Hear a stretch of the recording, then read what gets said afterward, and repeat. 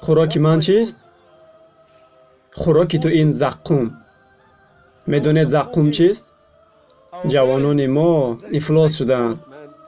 ما افلاس شده ایم. بیایید قایل شویم. ما آدمان افلاسیم. ما آدمان رسواییم. ما به دیرکه شده ایم.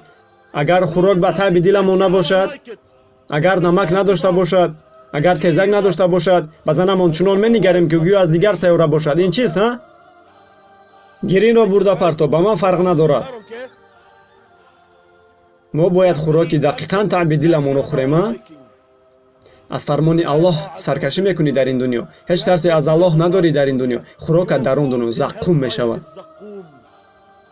میدونید زقوم چیست؟ الله سبحانه و تعالی در قرآن میگوید: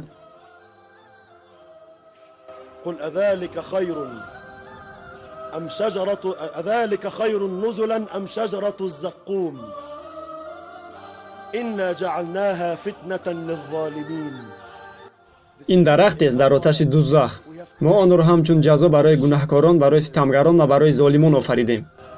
انا جعلناها فتنة للظالمین انها شجرة تخرج في اصل الجحیم. این درخت از سرشبیه دوزخ میروید. پیامبر صلی الله علیه و سلم با صحابه ها یک جا شیشته بودند و ناگاه به گوش صحابه ها صدای بلند رسید. صدای بلند بود. پیامبر الله گفت: میدونید این چی بود؟ صحابه ها گفتند: چی بود یا رسول الله؟ این چی صدایی بود؟ این سنگ بود. سنگی که به آتش دوزخ پرتافته شده بود 70 سال قبل. الان حتى انتهى الى قعرها فسمعتم وجبتها. و بعد 70 سال این سنگ اکنون به تگ دوزخ رسید و با خواست الله شما این صدایش را شنیدید. 70 سال افتش آزاد. و زقوم این درخت است که ریشه هایش از سرشبیه دوزخ آغاز می شود، از آن جایی که منافقان قرار دارند. همه با آن جای را می دانیم. همه عذاب هایی که در آنجا به عمل می آیند. عرق بدن، خون، پوست های مرده، پوست های سوخته شده، همه این چیزها به پایان آتش دوزخ ریخته می روند. و همه این چیزها برای افزایش یافتن درخت زقوم است. می سبزد و می سبزد و می سبزد و آن خوراک تو می شود. وقتی که تو گرسنگی را حس میکنی، ملائکه های آتش دوزخ به تو زقوم میدهند. و وقتی که زقوم را میخوری، تمام عضوهای درونیت نابود میشود، باطنت نابود میشود.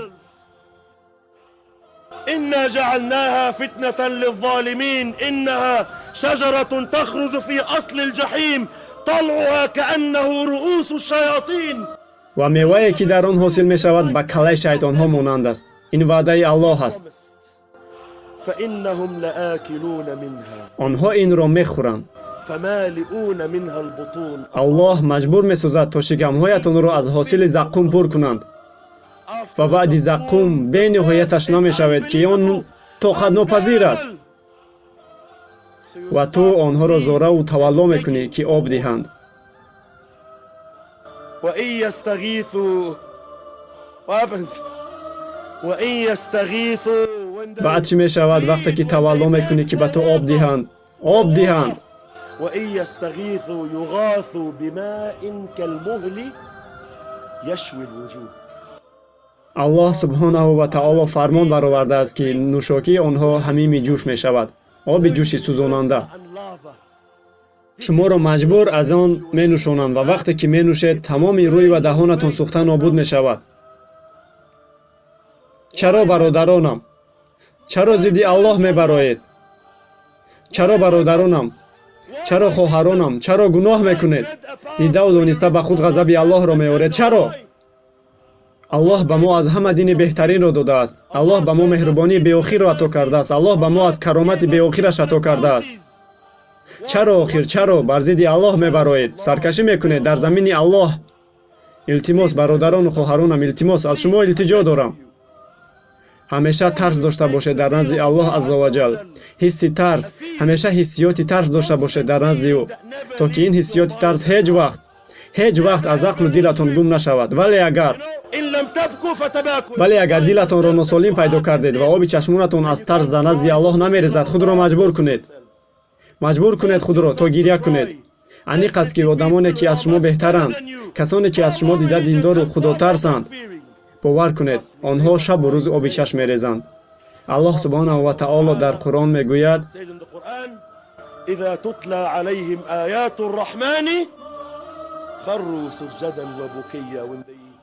вақте ки ба онҳо ояти Қуръон хонда мешуд, онҳо ба суҷуд мерафтанд, то ки зор зор бигирянд ва оби чашм бирезанд.